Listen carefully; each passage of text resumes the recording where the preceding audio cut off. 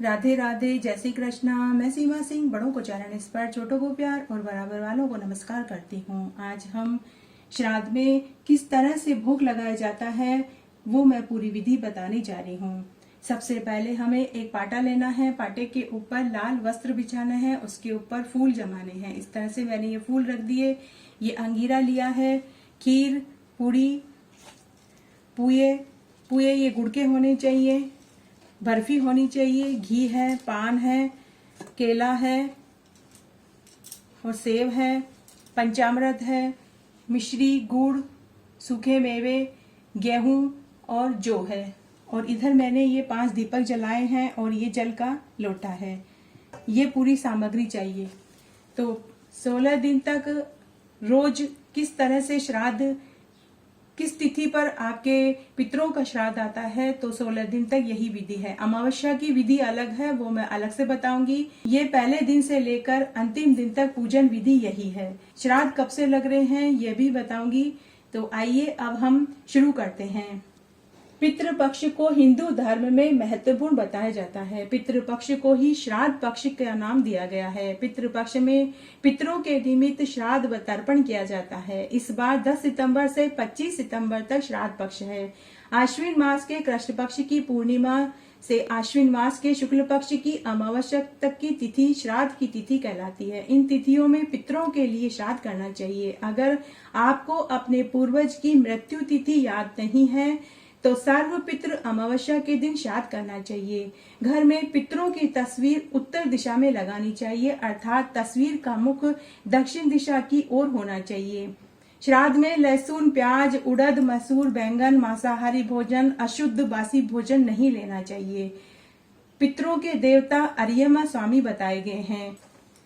अब हम देखते हैं कि किस तरह से करेंगे। तो सबसे पहले हमने पाटे के ऊपर ये लाल वस्त्र बिछाया है। अब हम सबसे पहले हमें यहाँ पाटे पे इस तरह से रोली का चीटा लगाएंगे। यहाँ भी हम लगा देंगे और ये यहाँ पे हम थोड़े से चावल छोड़ देंगे। उसके बाद ये पाटे के ऊपर मोली का टुकड़ा रख देंगे और ये जनेऊ पहना देंगे। तो ये हमारे पितर हैं जो यहाँ हम स्तुति करेंगे, अर्थात हम पितरों से कहेंगे या पितरों से प्रार्थना करेंगे कि वो आज के दिन यहाँ आकर विराजें। तो हम यहाँ ये भोग लगा रहे हैं तो वो भोग आकर के स्वीकार करें। तो ये पितरों के लिए पाटा है, इस पे इस तरह से जमा के और सामने हम भोग लगाएंगे। तो सबसे पहले हम ये फूल माला रख दी और ये हम फल रख देंगे। मिठाई यहाँ ऐसे रख के छोड़ देंगे और ये पुए लगा देंगे। और अब ये जो अंगीरा है, इस अंगीरे के ऊपर हम भोग लगाएंगे। अब हम अंगीरे पे भोग लगाएंगे तो सबसे पहले हम खीर का भोग लगा देते हैं। थोड़ा सा गुड़ का पुआ है, इसे लेंगे। चाहे तो आप मालपुआ बना सकते हैं। तो ये मैं घी में डबो के भोग लगा रही हूँ। उसके बाद हम मिठाई का भोग लगा देंगे।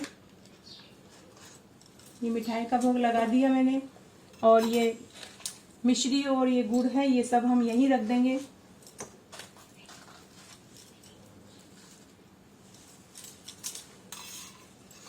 ये पंचामृत है, ये पंचामृत का हम थोड़ा सा भोग लगा देंगे। ये जौ और ये गेहूं यहाँ ऐसे ही रख देंगे। और ये सूखे मेवे हैं जिसमें सुपारी, काजू, बादाम और किशमिश है, ये रख देंगे। और ये पान भी इस तरह से यहाँ पान रख देंगे। और जो ये जल है, ये जल हम दोनों तरफ थोड़ा थोड़ा इस तरह से छोड़ देंगे। और थोड़ा सा जल हम इस तरह से हाथ में लेंगे और जो हमने ये भोग लगाया है इस तरह से इसको हम जल पिलाना कहते हैं। ये जल छोड़ देंगे और थोड़ा सा हम गुड़ का भी भोग लगाएंगे, क्योंकि सारी मिठाइयाँ भोग लगाने के बाद अगर गुड़ का भोग नहीं लगाया जाता है तो वो अधूरा माना जाता है। इसलिए थोड़ा सा हम गुड़ का भोग लगा देंगे। संकल्प कैसे लेना है, संकल्प कैसे लिया जाता है, अब मैं आपको वो बताती हूँ। सबसे पहले हाथ में हम थोड़ा सा जल लेंगे फूल लेंगे, थोड़ा सा हम ये रोली लेंगे, चावल लेंगे, और अगर जेंट्स कर रहा है तो वो अपना नाम बोले, और अगर महिला कर रही है तो वो अपना नाम बोले। तो मैं बोल रही हूँ इसलिए मैं अपना नाम बोलूँगी, तो बोलूँगी आसो मासो तमासो, मैं घर की धरानी, बेटा बेटी की माँ, भाई की बहन, दोता दोती की नानी, पोता पोती की दादी। आज मैं ये श्राद्ध कर रही हूँ। अगर कृष्ण पक्ष है तो कृष्ण पक्ष बोलें, शुक्ल पक्ष है तो शुक्ल पक्ष बोलें, तिथि बोलें, वार बोलें, जिसका आप ये श्राद्ध कर रहे हैं उसका नाम बोलें, और बोलें कि हे पितृ देवता, या पितराणी है तो बोले हे पितराणी देवी, आप हमारा ये श्राद्ध का भोजन स्वीकार करने के लिए हमारे घर आवे। श्राद्ध का भोजन प्रेम भाव से हम करा रहे हैं, आप इसको ग्रहण करें और हमारे घर परिवार को, बच्चों को, सबको सुख संपन्नता का, धन धान्य का आशीर्वाद देकर जावें। और अगर कोई भूल हो गई है तो उसे हमें क्षमा करें। और इस तरह से ये फिर यहाँ पाटे पे छोड़ दें और यहाँ पाटे पे हाथ जोड़ के आशीर्वाद लें। इस तरह से ये पूरा श्राद्ध किया जाता है। ये इस तरह से श्राद्ध के दिन किया जाता है। अब ये सबसे पहले श्राद्ध के दिन 4 घास दिए जाते हैं। पहला दिया जाता है गाय को, कुत्ते को, चिड़ी कबूतरों को, चींटियों को, और उसके बाद चौथा निकाला जाता है ब्राह्मण के निमित्त। ये हव्य और कव्य बोले जाते हैं। तब ब्राह्मण को दिया गया हव्य और कव्य यही ग्रहण करने के लिए पितर श्राद्ध के दिनों में आते हैं।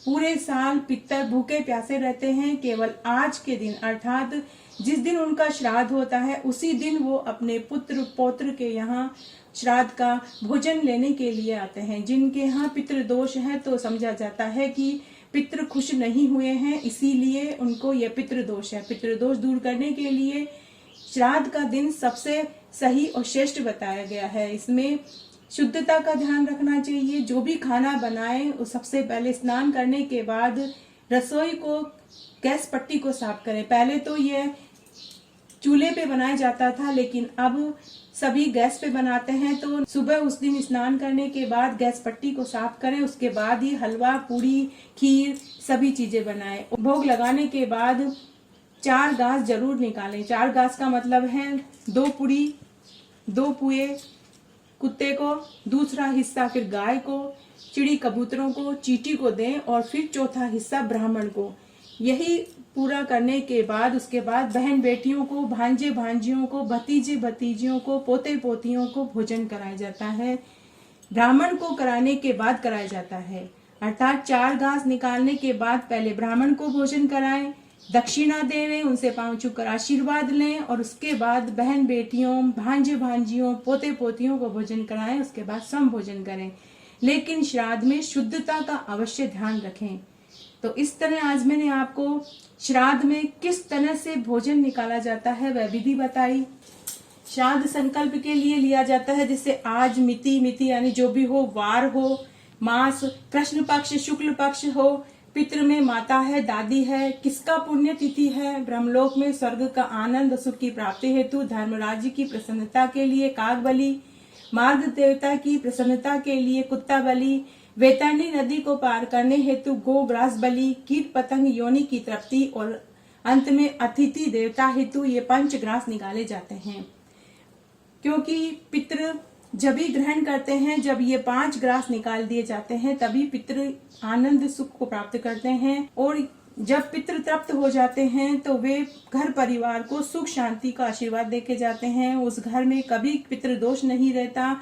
जो श्राद्ध पूरे विधि विधान से श्राद्ध को खाना निकालते हैं, पितरों के निमित्त जल देते हैं, तभी पितृ प्रसन्न होते हैं। और जाने के बाद और जाते जाते वे अपने परिवार को सुख शांति का आशीर्वाद देते हैं। घर परिवार में सुख शांति बनी रहती है, वंश की जड़ हमेशा फलती फूलती है। तो इस तरह आज मैंने आपको श्राद्ध में किस तरह रोटी निकाली जाती है, कितने घास निकाले जाते हैं, ये पूरी विधि बताई। आशा करती हूँ ये आपको वीडियो पसंद आएगा। मेरे साथ बने रहने के लिए आपका धन्यवाद। आगे की कथा कहानी के लिए भी आप इसी तरह मेरे साथ बने रहें। धन्यवाद।